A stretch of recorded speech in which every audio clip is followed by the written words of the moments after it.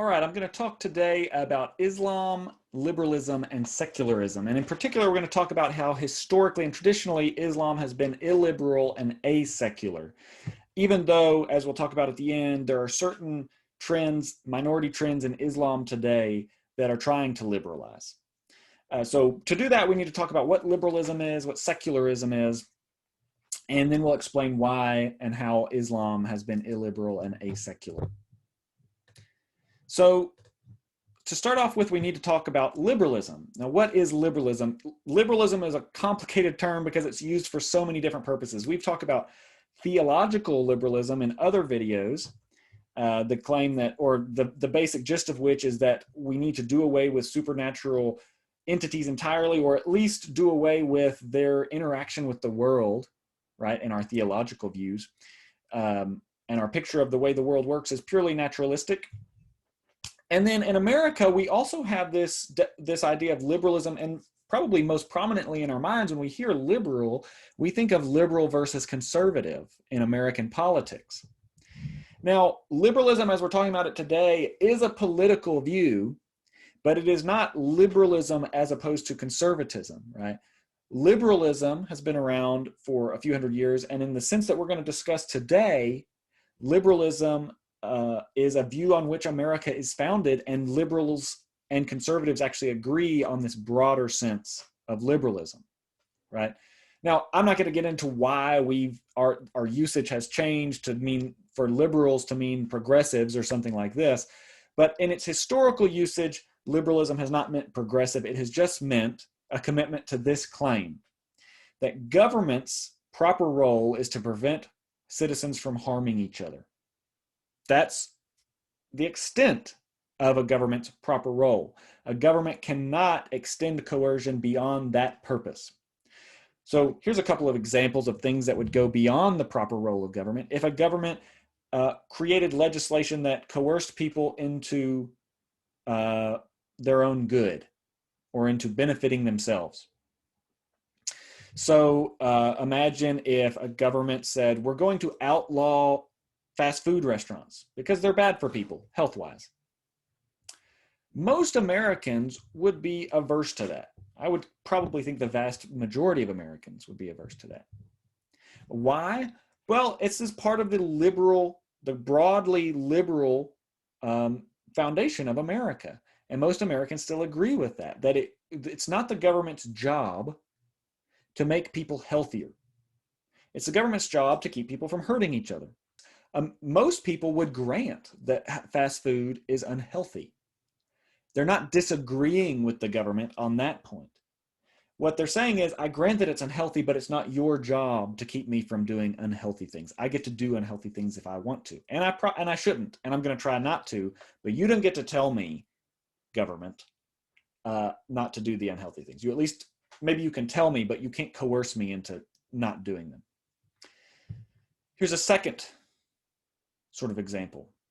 So we've talked about doing something that's good for yourself. Government can't make you do that. The government also can't force you to benefit others. That's something that's entailed by liberalism. There's a big difference between failing to benefit and actually harming someone. If I don't give to charity, I'm not benefiting someone, but I'm not harming them. I'm not creating the harm that they're suffering. And according to liberalism, it is not the government's role to force me to benefit others. So if the government came in and said, I'm going to garnish your wages to give to international charities, most Americans would say, that's not right. That's not what the government should be doing. The government should only be taking taxes from me to prevent harm to other people, because that's the proper role of the government. So you can pay for police forces, you can pay for the military, and other stuff, but you certainly can't take my money and give it to other people just for their own good when I'm not the one harming them, and it's not actually to prevent harm to them. It's actually just to benefit them. So those are two examples of things that would be against a liberal government. So it would be against the role of a government assuming liberalism. So this view goes back, it's essentially an Enlightenment era view. You can find it in John Stuart Mill, you can find it in John Locke, at least the latter of which was very influential in the founding of America and influential on the founding fathers themselves, especially Thomas Jefferson, who kind of plagiarized the Declaration of Independence from John Locke. But liberalism has spread. It's a very popular view even still. A lot of people are starting to worry that we're trending back towards illiberalism. But at least very recently, liberalism has been on the rise and a predominant view in Western, at least, politics.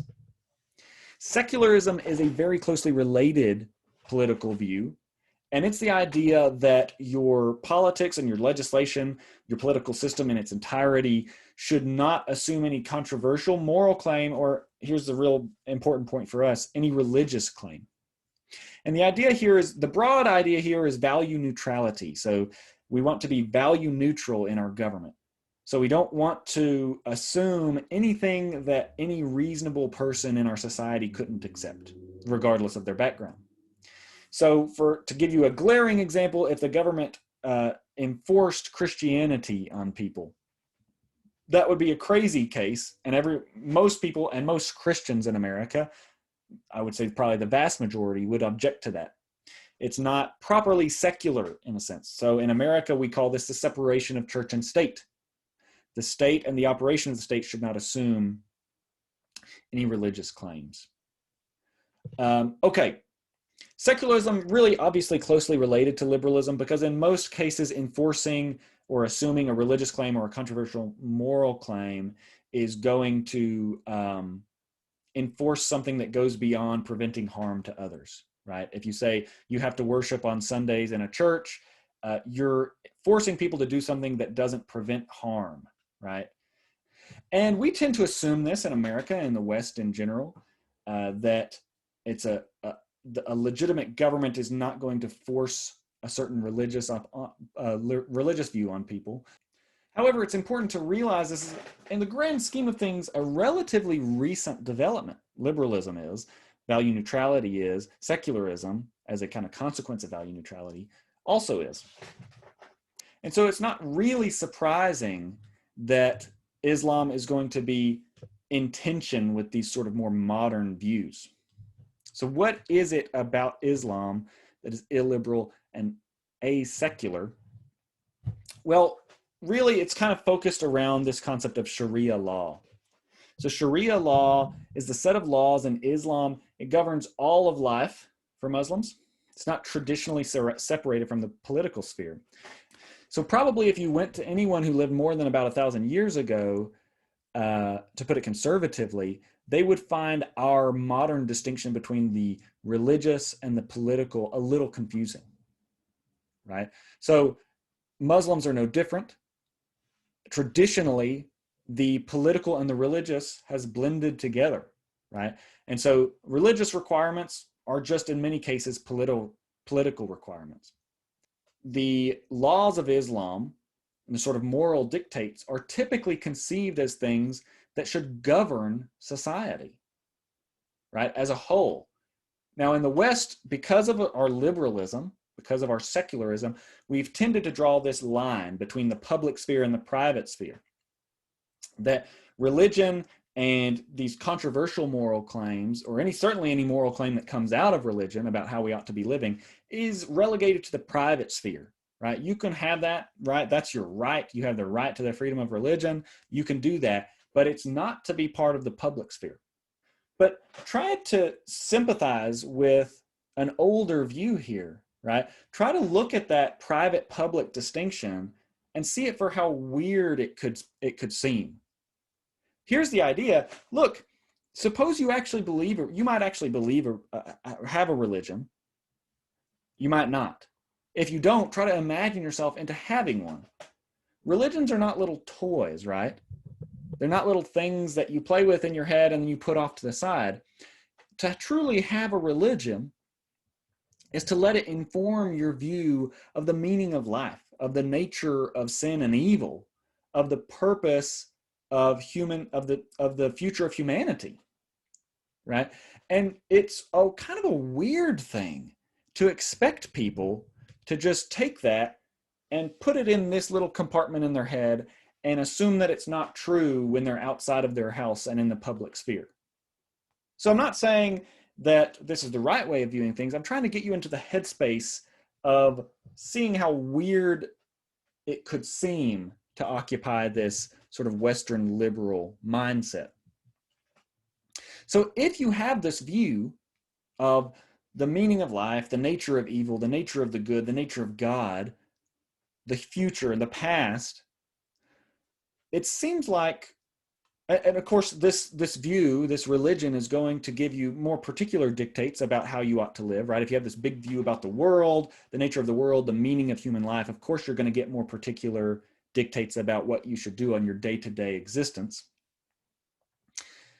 Why is it that you should cordon that off and only do it over here when you're in your house and not let it inform how society as a whole functions, right? Now, this might be, you might not be there yet, especially because in the West, we've actually sort of started to tailor our religious views to fit this public-private distinction. We've tended in Christianity, for example, to draw this line where Christianity or the moral dictates that come out of Christianity are about how an individual lives his or her life. But even that is kind of a weird thing historically.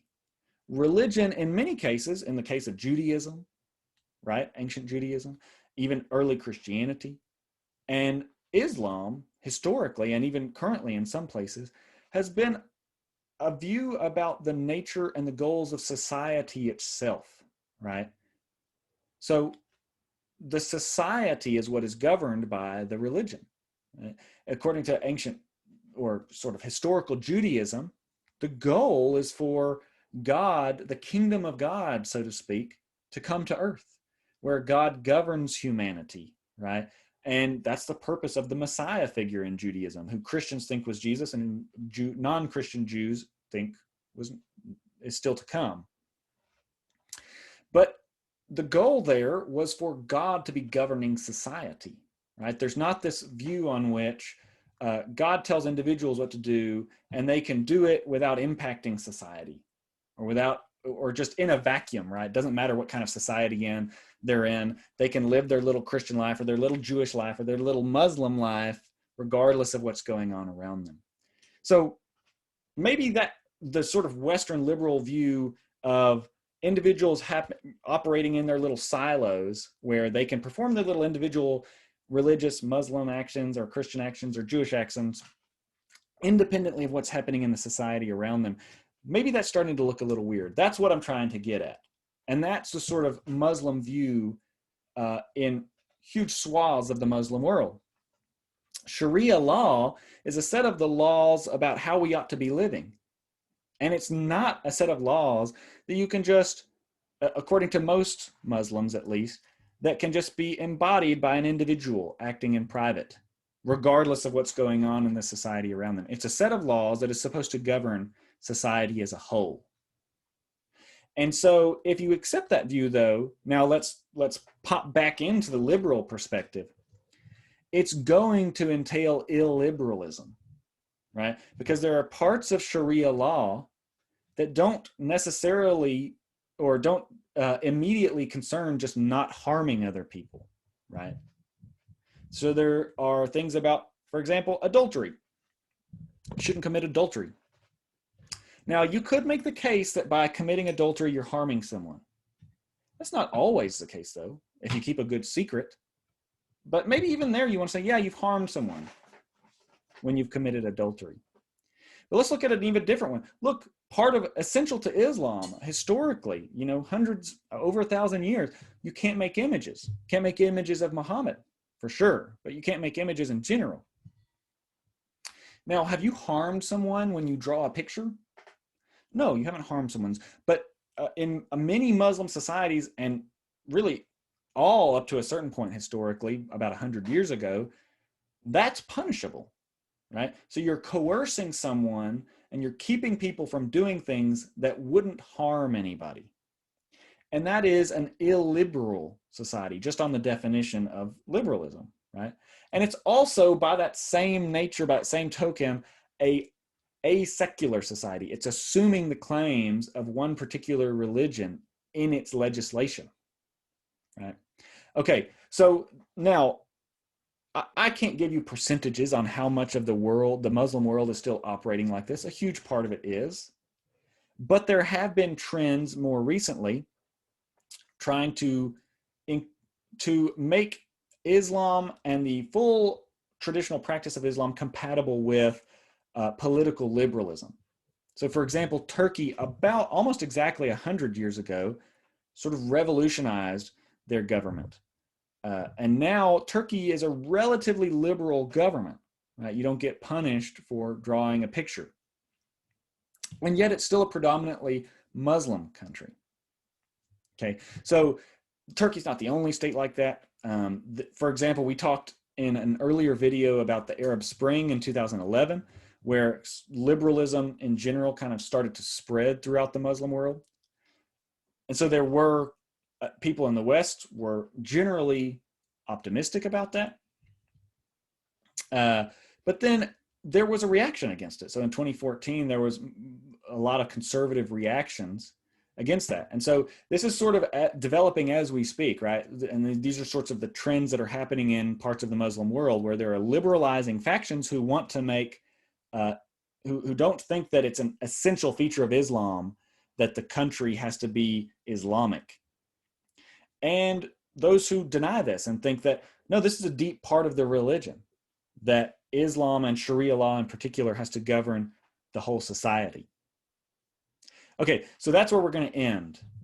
But what we've tried to do here is talk about liberalism, just kind of defining it, getting a view of how secularism relates to it, what secularism is, value neutrality, and why Islam, at least historically, has been illiberal and asecular.